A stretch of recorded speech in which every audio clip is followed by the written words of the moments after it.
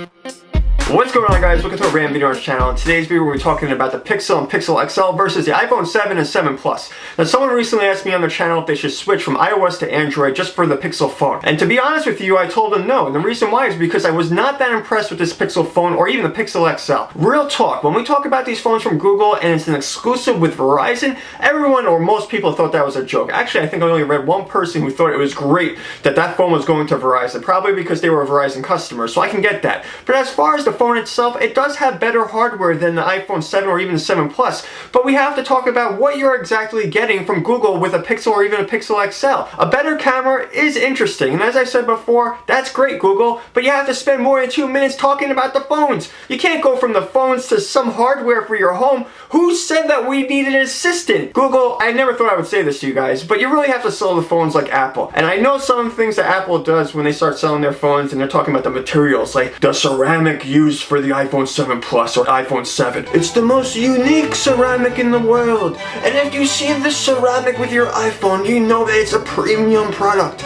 Yes, we make fun of that, we laugh at that, but guess what? It works because the iPhones are really popular. When you try to sell that phone and you start your event like this, well guys, I think you're gonna really like this assistant with this phone, and we're working on some really cool technology and it has to do with this assistant, and let's look at the assistant. And if you want to talk to your wife, you have an assistant. If you want to do this, you have an assistant. And by the way, I was probably stuffed in the locker when I was in school, but now I'm talking about an assistant for my phone. That's what it sounds like. It didn't sound like you guys were selling anything cool. Whatever's going on with Google, you guys have to do something better than that. It was not impressive. It was very boring. That's what I'm going to say. Very boring. Besides the Daydream feature, because VR is awesome and interesting to a lot of people because it's new technology, we're talking about the phone itself. And you have to try to convince people to switch from iOS and Android. And if you want to know the truth, that's not going to work. So you guys got to do better with that. People just want a fantastic phone with fantastic hardware and a great platform. And Android is an amazing platform.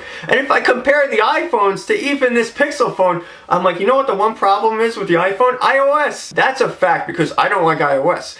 So if I compare these phones, I just don't know. For an Android user like myself, I use the Nexus 6. I don't think people are going to upgrade their phones from a previous version of the Nexus phone to a Pixel phone because of the price. Not only that, you're talking about how it's got this assistant and all this other stuff because you're trying to rationalize the price with it compared to an Apple product. And an Apple product has a lot of customers that like their customer service. They like the brand. There's Apple stores all over the place where if someone has a problem with their phone or even their computer or tablet, they can go to the store. Google doesn't have that right now. So this is a situation where Google is trying to be like Apple, but not for all the good reasons. Google should be like Apple. Try to copy the things that they do right. And I've said that before, but I'm saying it again because these are the things you need to focus on. If you're going to talk about a Pixel phone or a Pixel XL phone, $649 that Pixel phone starts, another $120 for the Pixel XL, then you're talking about another $100 for the 128 gigabytes of storage. Yes, a very premium product, but that phone does not have a premium design. I said it looked fantastic for what it is, but if we're talking honestly about that phone compared to other phones out there, even the iPhone 7 and 7 Plus, I think Apple really knows about design. That part of it they get right. If you're talking about this Pixel and Pixel XL, I thought the back of that phone there was a reflection, but that's not a reflection. That is the way the phone is designed. It's almost like a split in the back of the phone, and it looks weird. If you're going to start charging people those kind of premium prices, you have to create a premium design. Not only that, the platform has to be amazing, which I think Android is. And by the way, I also want to include this in this video. I appreciate everyone supporting the videos. I see you guys out there thumbsing up the videos, also posting your comments. I really appreciate that because what we saw from some of my previous videos where people were getting so angry, you guys really gathered together. I noticed that, and you started thumbs up the videos, and that's amazing to me because right now, when I create videos, I like to see that you guys are interested in what I'm talking about because, of course, we want to talk about things that are interesting to everyone that's watching because nowadays, when we talk about the Pixel or Pixel XL or even the iPhone 7, 7 Plus, a lot of people out there are BSing about their opinions about these phones. And what I mean by that is that if you even seen some of the reviews for these phones, I was kind of surprised, but not that surprised. A lot of the people who were actually at the event, I saw one video and the person was like, hey guys, this phone looks pretty good and you know, it's interesting and all this kind of stuff. And it almost makes me think that when these people record their reviews, that they don't want to say anything negative. So if someone asks them the question, like when the camera's not recording, they'd be like, hey, don't you have a problem with it being a Verizon exclusive? And they'd be like, hey, I can't say anything negative because if I say anything negative about the Pixel and Pixel XL, people are going to start hating my videos. But this is what I'm going to do. If you ask me the question when I'm recording, I'm going to blink twice. So So that's how you know if I have a problem with the phone. That's exactly what I think goes on, because they know that if they say anything negative about the phones, they won't get invited to the next Google event. Verizon's data capping all over the place. One day, Google can't say, you know what guys,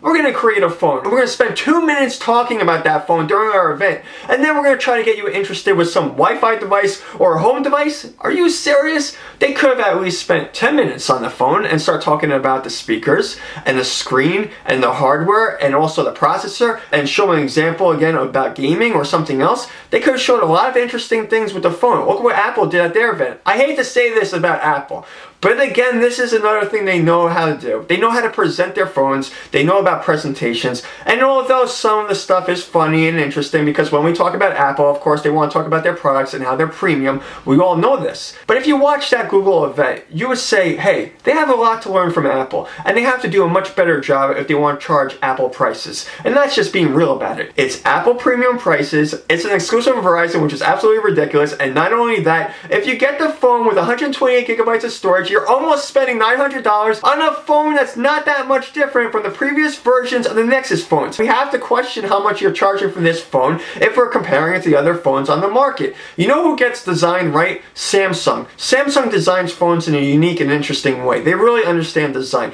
They make some sleek phones out there. But for the customers out there, and for you guys that like Android, the real Android fans, we know what they're doing with the Pixel and Pixel XL is not right. So to show them what they're doing is not right, look at the other manufacturers. Look how Google tried to create that phone with HTC. Do you see anything about HTC on the phone? No, you don't. You know why? Because Google knew that more people than not would not like that phone with the HTC branding on it, because they wouldn't be interested in an HTC phone. So Google's trying to be more like Apple, work with a manufacturer, create the phone, and have Google on the phone. That's fantastic. But Google, you need to spend more than 2 minutes talking about the phone. So if I compare the phones with the iPhone 7, 7 Plus versus the Pixel and Pixel XL, I actually think that the iPhone 7, 7 Plus have the better design. As far as the way the phone looks, has a better design. Would that convince me to buy an iPhone 7 and 7 Plus? No, it would not. The only reason I'm saying it has a better design is because the back of the Google Pixel and Pixel XL looks kind of odd. That's the only reason I'm saying that. As far as people have been saying, it is kind of similar to the iPhone 7, 7 Plus, and that's a problem also, because Google, you should not be getting design ideas from Apple. I know Apple has their own thing going on, but you guys can do your own thing as well. Not even use similar pricing,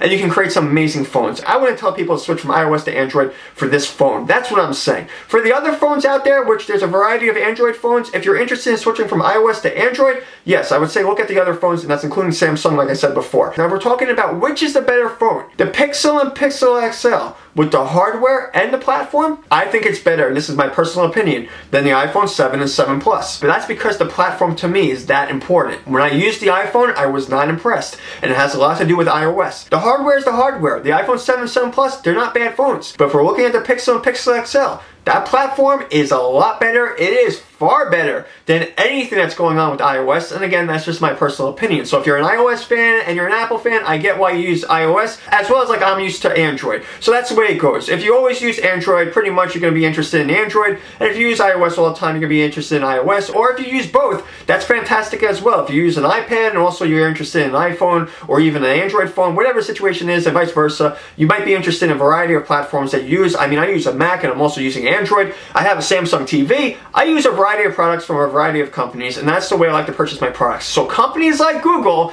do not get too comfortable when they start selling a phone and they only talk about it for 2 minutes. So that's what I think about the situation with the iPhone 7, 7 Plus versus the Pixel and Pixel XL. I would like to know what you guys think about it. Post your comments down below, and of course, if you like this video, give it a thumbs up. I'll see you guys later. Peace out.